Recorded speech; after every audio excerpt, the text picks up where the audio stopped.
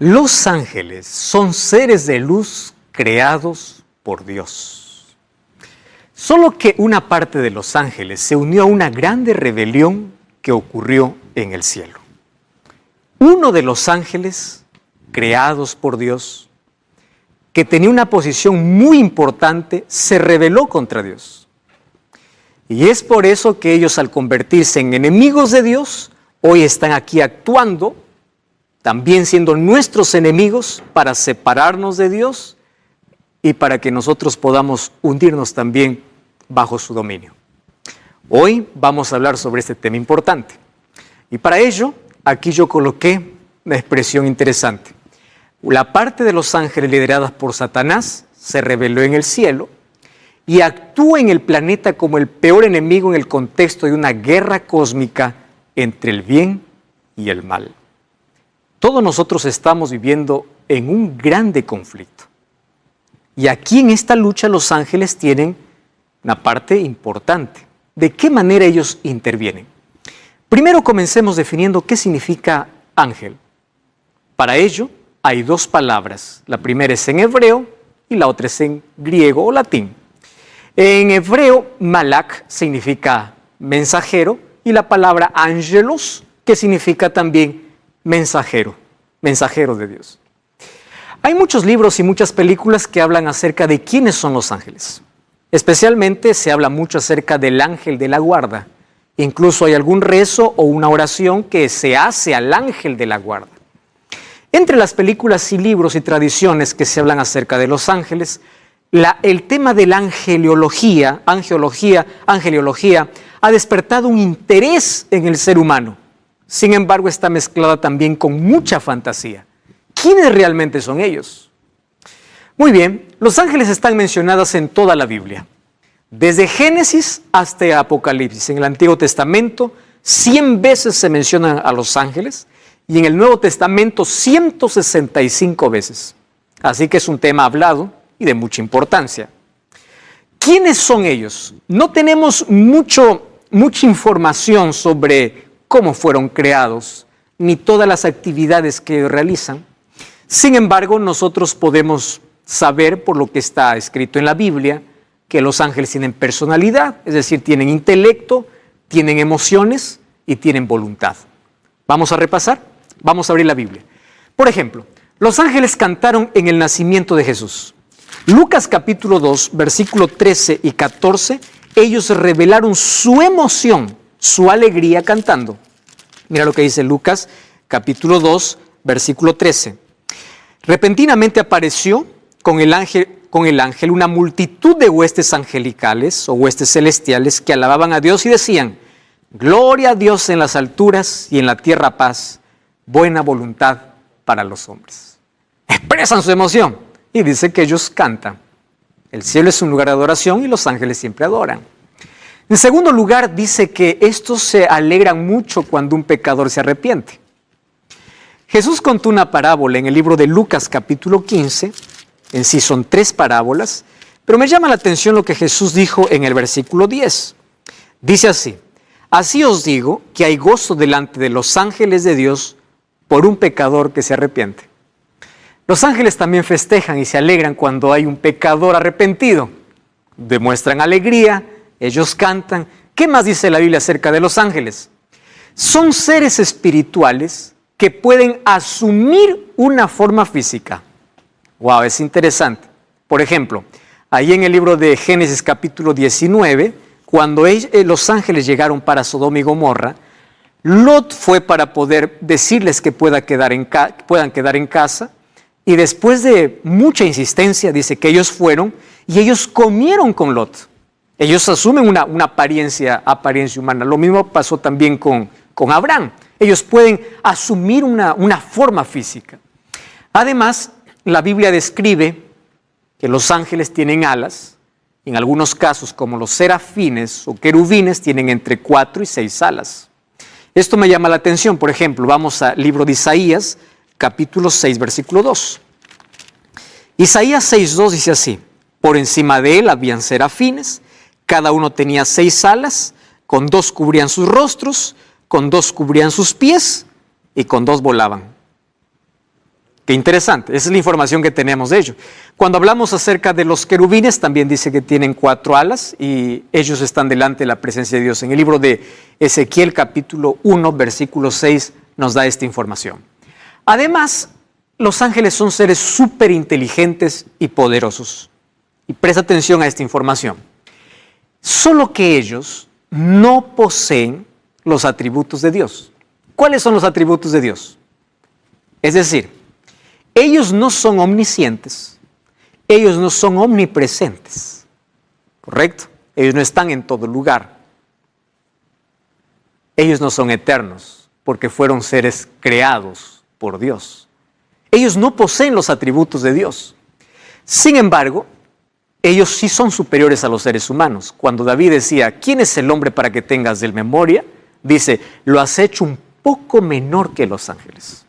Claro, son seres allí superiores, solo que son diferentes de Dios. Ellos no conocen todo, no lo pueden todo, no están en todas partes. Ellos están sujetos al tiempo, al espacio, necesitan moverse de un lado para otro. ¿Qué más dice la Biblia acerca de los ángeles? Los ángeles, como son criaturas, o mejor, seres creados por Dios, ellos no reciben adoración. ¡Wow! ¡Qué importante!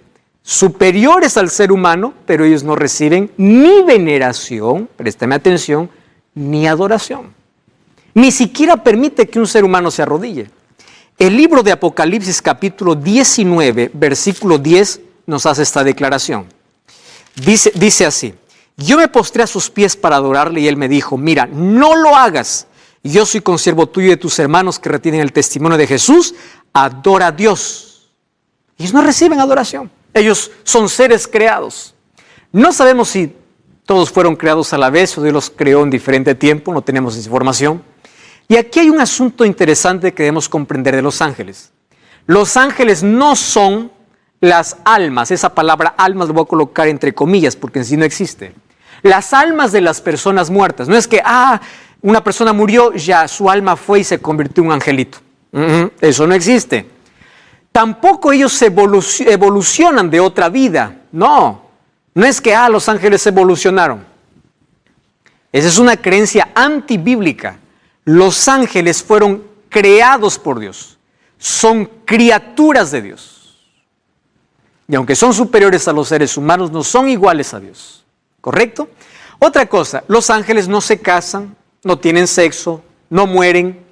No existen ángeles bebés ni ángeles adolescentes y no hay evidencia que Dios esté creando nuevos ángeles. Esto es interesante. Entonces, los ángeles no se casan, no mueren y no existen ángeles bebés ni adolescentes. ¿Recuerdas cuando Dios creó a Adán? No lo creó bebé, lo creó ya un ser humano. Entonces, los ángeles también son creados de esa manera. Y no es que ellos se reproducen.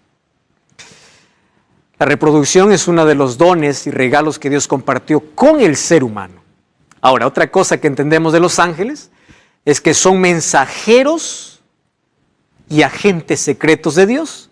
Visitan constantemente nuestro planeta, ¿sí? Vemos en varias veces como un ángel visita el planeta para traer un mensaje a algún profeta o alguna persona. En la Biblia nosotros encontramos lindas historias hechas por los ángeles. Por ejemplo, en el libro de Hechos capítulo 15, versículo 19, encontramos que cuando el apóstol Pedro fue encarcelado, ¿sabes qué cosa sucedió?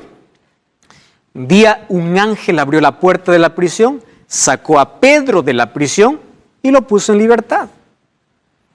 Dios envió ese ángel, porque al día siguiente iban a ejecutar a Pedro y Pedro aún no había cumplido su misión. Y Dios envió un ángel para poder sacar allí de la prisión a Pedro. Dios también envió su ángel para poder cerrar la boca de los leones cuando Daniel fue colocado allí en el foso de los leones por causa de su fe. Los ángeles cumplen una labor importante. Y una de las que más me encanta y de lo que más repetimos acerca de los ángeles es que ellos protegen a los seres humanos.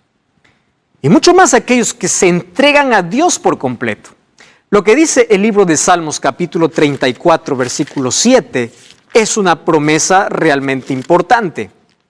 Mira lo que dice el libro de Salmos, capítulo 34, versículo 7. Dice así, 34, 7. El ángel de Jehová acampa alrededor de quienes lo temen y los defiende. Me encanta esta promesa. Ellos cuidan, ellos protegen. Satanás puede intentar hacerte daño, mas ellos te protegen. Cuando hay algunos que dicen, pastor, la maldad existe, me han hecho maldad, y hay personas que quieren mi mal, y me están dando esto y lo otro, solo le digo, colócate en las manos de Dios. Dios protege. Satanás no puede tocar tu vida a menos que Dios lo permita. Y cuando Dios lo permite, no es para destruirte, es a veces para pulir nuestro carácter. Muy bien, ellos forman parte de la comitiva divina en ocasiones especiales. ¿Tú sabías que los ángeles estuvieron presentes cuando Dios entregó la ley a Moisés? Fíjate lo que dice el libro de Hechos capítulo 7, versículo 53. Hechos capítulo 7, versículo 53. Dice así: vosotros que recibisteis la ley por disposición de ángeles y no lo guardasteis. Cuando Dios entregó la ley a Moisés, también estaban allí los ángeles. Y nosotros allí vemos que también acompañarán a Jesús en su segunda venida. El libro de Mateo capítulo 24, al hablar acerca de la venida de Jesús, dice que será gloriosa. Y el versículo 31 dice así: cuando el Hijo del Hombre venga en su gloria y todos los santos ángeles con él, entonces se sentará en su trono de gloria. ¿Para qué vendrán los ángeles? Los ángeles vendrán para reunir a las familias, aquellas que están distantes, porque en familias podremos subir al cielo. La segunda venida de Jesús será gloriosa y será acompañada por todos los ángeles. La Biblia dice que ellos son millares, son millones. La Biblia no menciona un número de ángeles. Mira, el libro de Hebreos capítulo 12, versículo 22 nos da esa información muy clara. Hebreos capítulo 12, versículo 22. Allí dice que son millares y millares. Hebreos 12, 22. Dice, siendo que os habéis acercado al monte de Sión, a la ciudad del Dios vivo, Jerusalén, la celestial, a la compañía de millares de ángeles. Y cuando nosotros vamos a Apocalipsis capítulo 5, versículo 11, dice así: miré y oí la voz de muchos ángeles alrededor del trono y de los seres vivientes y de los ancianos, y su número era millones de millones. ¡Wow! Impresionante, millares y millones. La Biblia también dice que los ángeles tienen nombre. La Biblia, por ejemplo, conocemos el anuncio del ángel Gabriel a María. Gabriel también se apareció a Daniel para poder explicar la misión o la visión que él no entendía. Los ángeles tienen nombres, tienen sentimientos, también expresan sus emociones, son superiores a los seres humanos, pero inferiores que Dios. Además, dice así: una de las más grandes misiones de los ángeles fue asistir a Jesús en su ministerio a favor de la humanidad. Ellos siempre acompañaron a Jesús. Por ejemplo, los ángeles anunciaron el nacimiento de Jesús. ¿Quién anunció a María que ella iba a ser la madre del Salvador? Un ángel. Allí en el libro de Lucas 2, 13 y 14 dice: el ángel se le apareció. Aconsejaron a José y María para que huyeran a Egipto porque Herodes les estaba persiguiendo. Un ángel fue, dice Mateo 2, 13 al 15, y allí en sueños se le apareció a José. Y le dijo: es hora de que vayas a Egipto. Y José, escuchando la voz del ángel, se levantó, tomó a María y a Jesús y huyeron para Egipto. Fue por la voz de un ángel. Además, acompañaron a Jesús después de la tentación en el desierto. Mira cómo los ángeles acompañaron a Jesús en todo momento. En el libro de Mateo capítulo 4, versículo 11, dice así: y el diablo le dejó, y he aquí vinieron ángeles y le servían. Después de la tentación, ¿quiénes aparecieron? Los ángeles de Dios, para poder servir. Acompañaron en su muerte, en su resurrección, también estuvieron allí los ángeles. Escoltaron a Jesús cuando ascendió al cielo, y ellos formarán parte de su comitiva cuando regresen a esta tierra. Me encanta aquel momento que describe Salmos capítulo 24, cuando Jesús ingresó al cielo. Mira, el capítulo 24 habla acerca del Rey de Gloria, del momento cuando Jesús entró después de la victoria.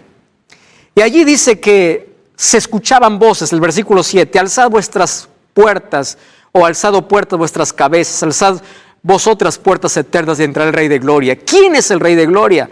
Jehová el fuerte y valiente, Jehová el poderoso de batallas. Gran coro de ángeles allí, una vez más recibieron a Jesús después de la victoria. Y ellos finalmente acompañarán cuando Jesús venga por segunda vez. La pregunta es, ¿cómo surgieron los ángeles del mal? Y aquí entramos a un tema realmente impresionante. Porque Dios no creó seres malos. Dios no creó criaturas imperfectas. ¿Y sabes qué cosa es lo misterioso de todo? Es que los demonios son mencionados como 100 veces en la Biblia, pero ¿quién fue el primer demonio? Fue un ángel perfecto. Un ángel creado por Dios. ¿Y qué cosa es lo que me llama la atención? Cuando yo voy a la Biblia, en el libro de Isaías capítulo 14, versículo 12, yo encuentro cómo es que un ángel perfecto se rebeló contra Dios. Isaías 14, 12 dice, ¿cómo caíste del cielo, oh lucero, hijo de la mañana? ¿Sabes? La palabra lucero es el significado del nombre Lucifer. Lucifer significa lucero, hijo de la mañana.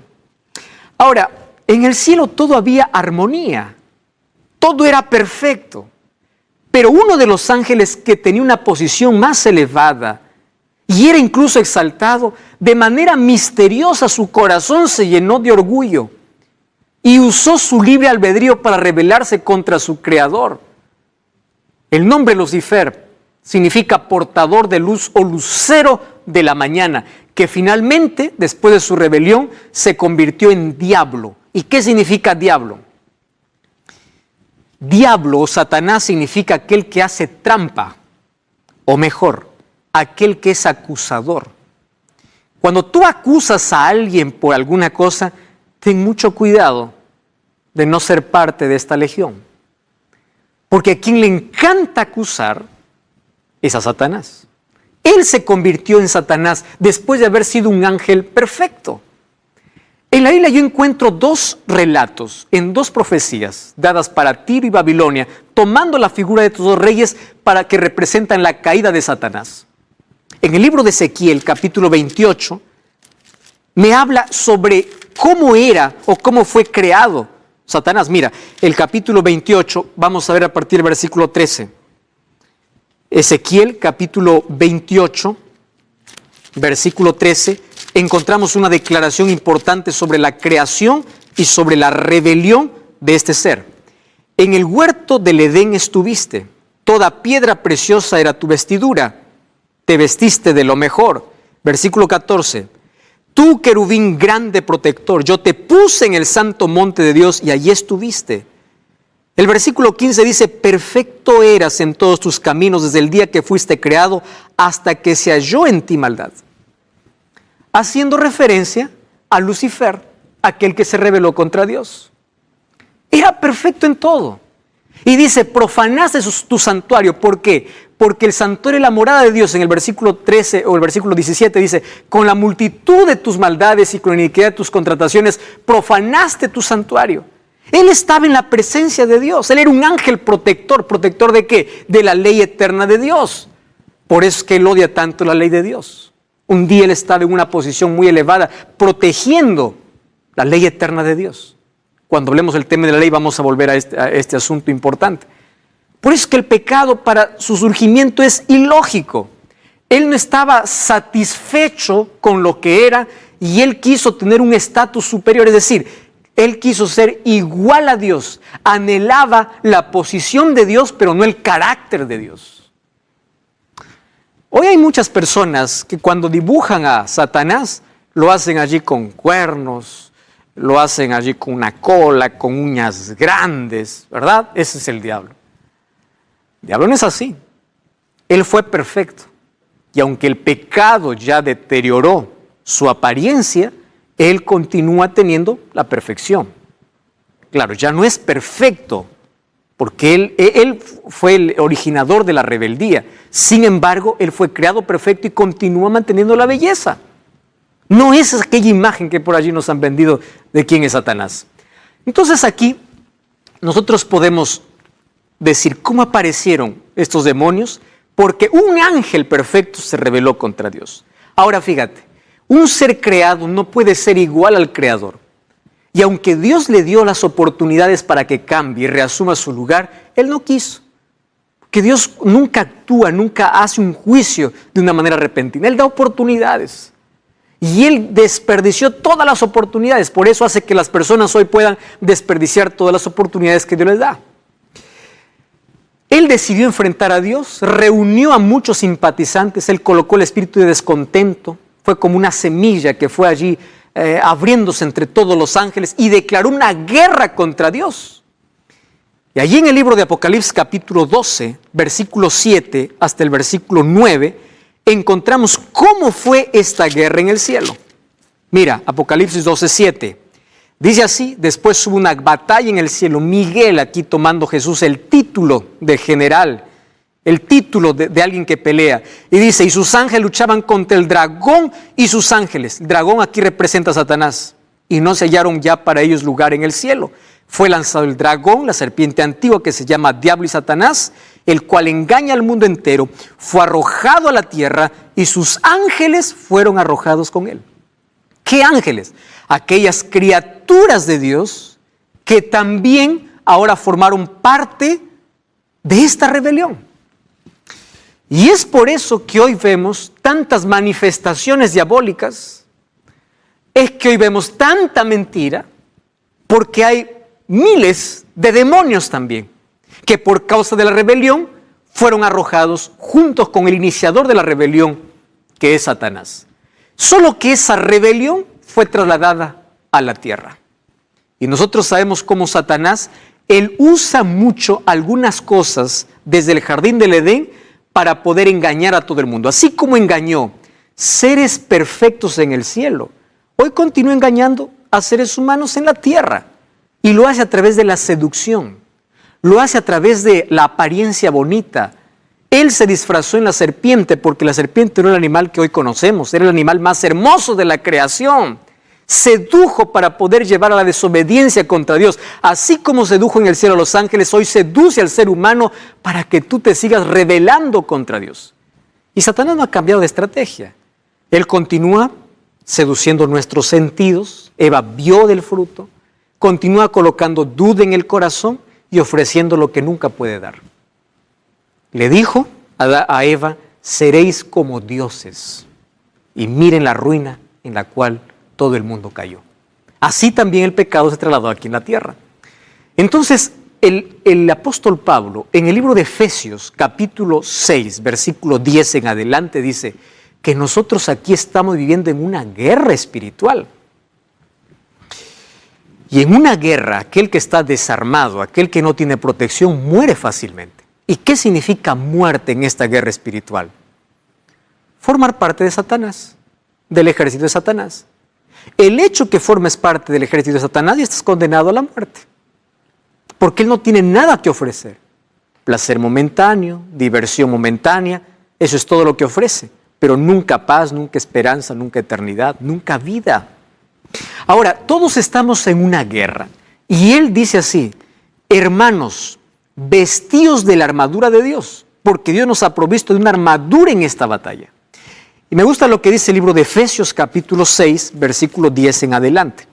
Y allí dice, vestíos de la armadura de Dios para que podáis estar firmes contra las hechanzas del diablo, porque no tenemos lucha contra sangre y carne, sino contra principados, potestades, gobernadores de las tinieblas de este siglo, huestes espirituales de maldad en las regiones celestes.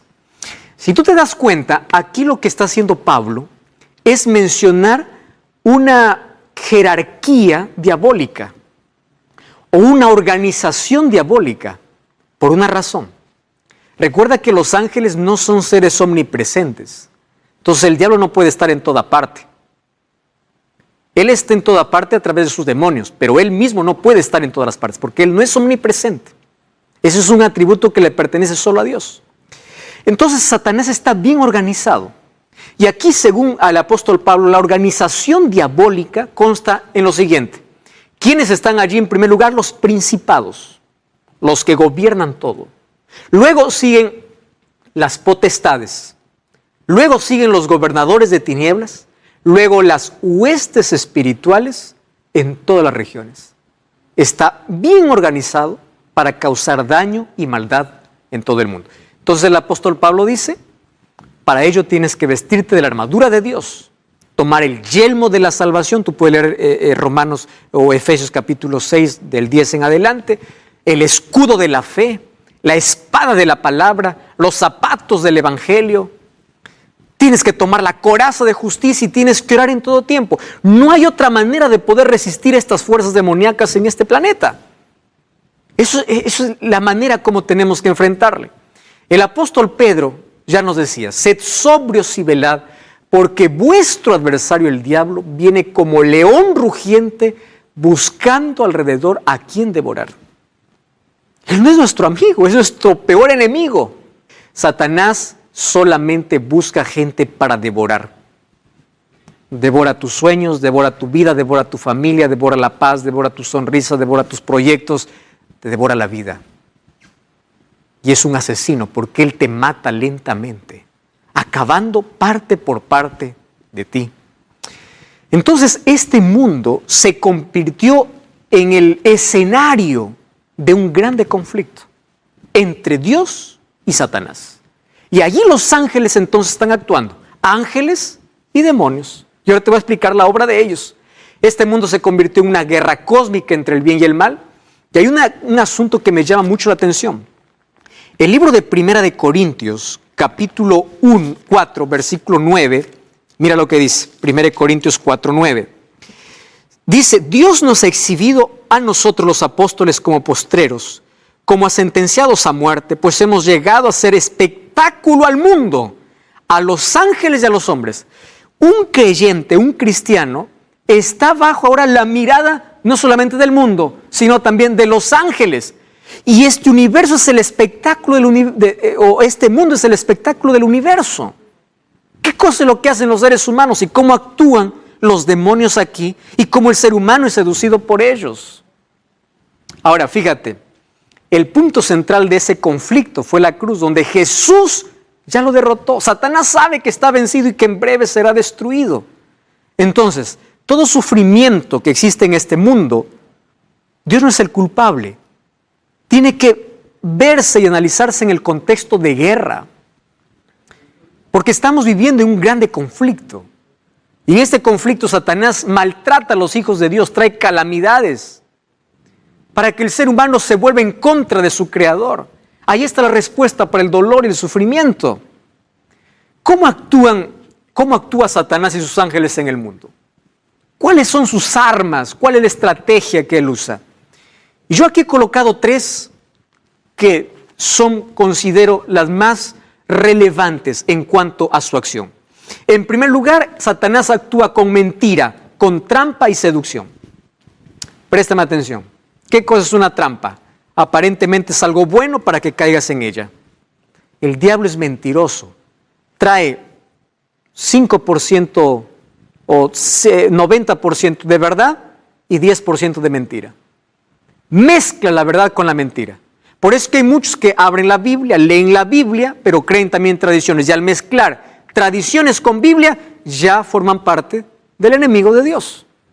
Porque no tener una clara visión de quién es Dios nos hace formar parte del otro lado. Ahora, presta atención. Él usa mucho la mentira, la trampa y la seducción. Él seduce. Él es un seductor. Mezcla la verdad con la mentira, él falsifica siempre la verdad, haciéndole parecer, o a la mentira falsifica haciendo parecer verdad, cuando no lo es, y se puede transformar en un ángel de luz. Mira lo que dice el libro de 2 de Corintios, capítulo 11, versículo 14. Presta atención a ese texto. Dice así, no es maravilla porque el mismo Satanás se disfraza como ángel de luz. Entonces tú puedes ver manifestaciones asombrosas. No te asombres con todo, porque no todo viene de Dios. Incluso no todo milagro viene de Dios. No deposites tu fe en un milagro, porque no todos los milagros vienen de Dios. Satanás hasta se puede transformar en un ángel de luz. ¿Puede hacer curaciones? Puede. ¿Puede hacer milagros? Puede. Si hasta se transforma en un ángel de luz. Muy bien. Ahora te voy a mostrar algunas acciones. Y te voy a mostrar estas acciones para tener cuidado, para que nosotros no caigamos bajo las zarras del enemigo. Y presta atención, quiero que tomes allí lápiz y papel y puedas anotar algunos textos bíblicos porque por el tiempo no voy a poder leer todos ellos. En primer lugar, Satanás y sus demonios usan la fuerza, la intimidación y la persecución. Hay personas que se quieren entregar a Jesús y el diablo viene y los amenaza. Allí usa incluso a los padres. Si tú te entregas a Jesús, te amenazo con quedarte sin heredad. El diablo es un amenazador. Te amenazo con quedarte sin trabajo. Y las personas tiemblan ante la amenaza. El diablo lo que hace es usar la fuerza, la intimidación y la persecución. Número 2, ellos se disfrazan. Incluso toman la forma humana. El libro de 1 Samuel capítulo 28, quiero que tú puedas leerlo, eso allí con detenimiento. Un día el rey Saúl se fue a una pitonisa de Endor, a un espiritista, alguien que tenía contacto con el demonio. Y le dice, hazme aparecer a Samuel. Incluso Satanás tomó la forma de Samuel. No era Samuel, era el demonio tomando la forma humana.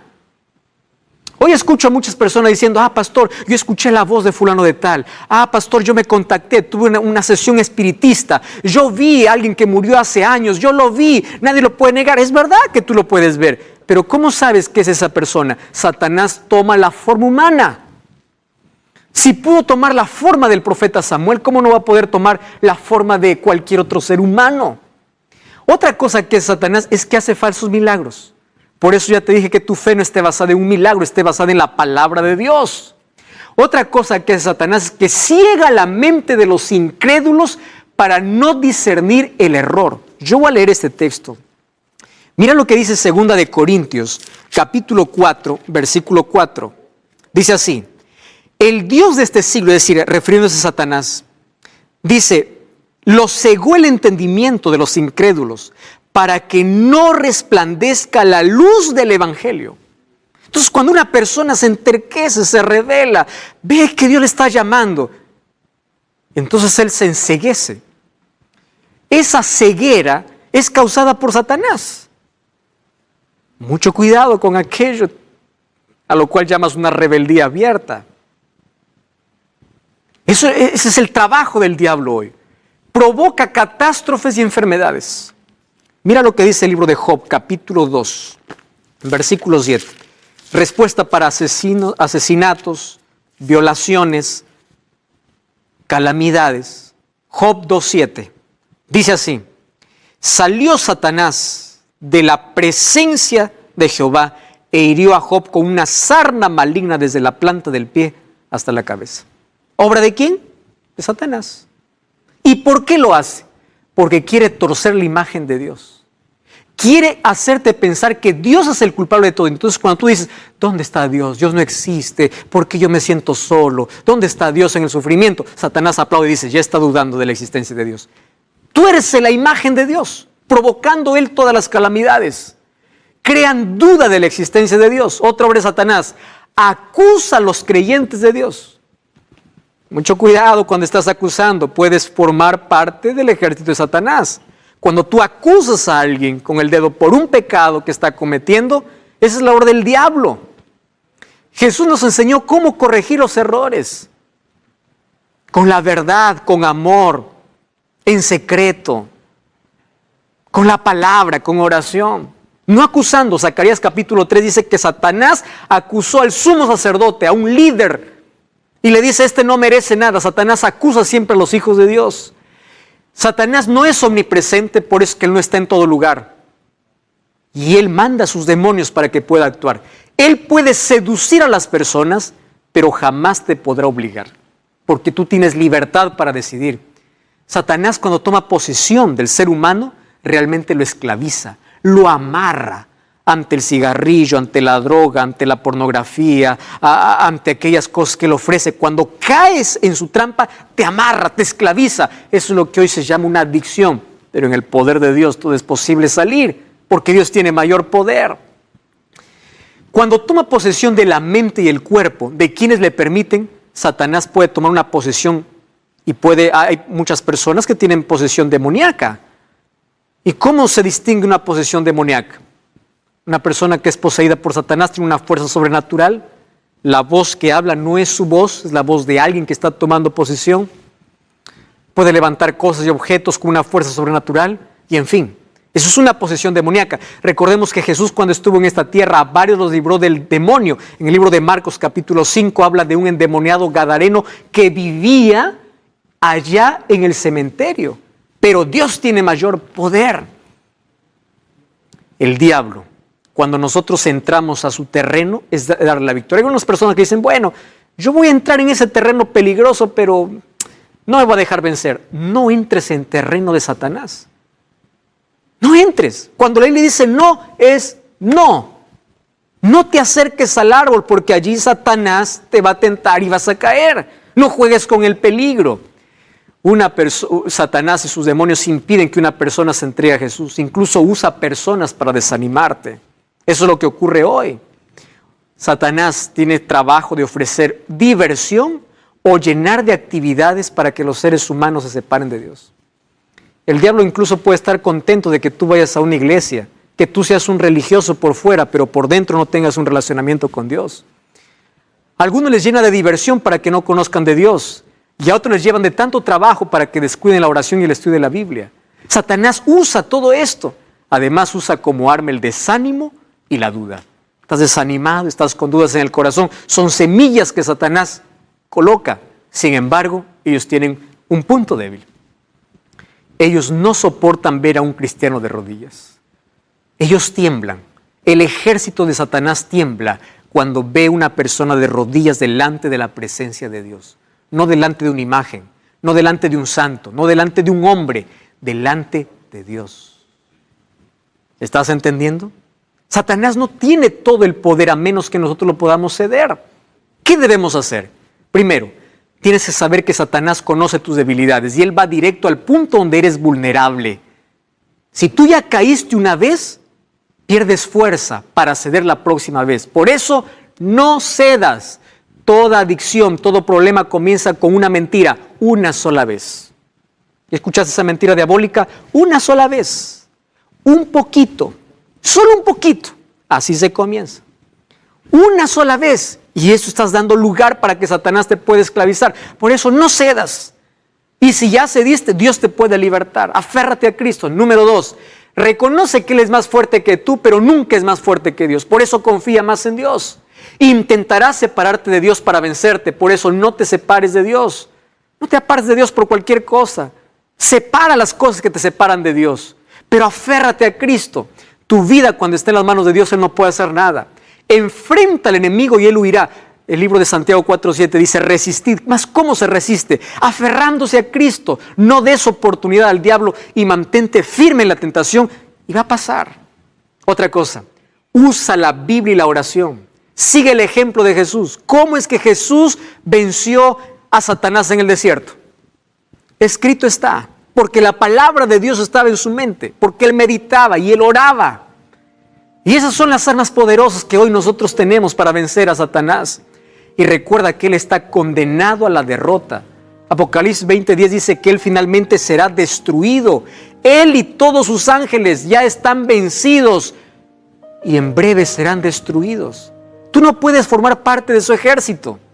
Y cuando Satanás recuerde tu pasado, tú recuérdale su futuro, porque Dios ya te perdonó.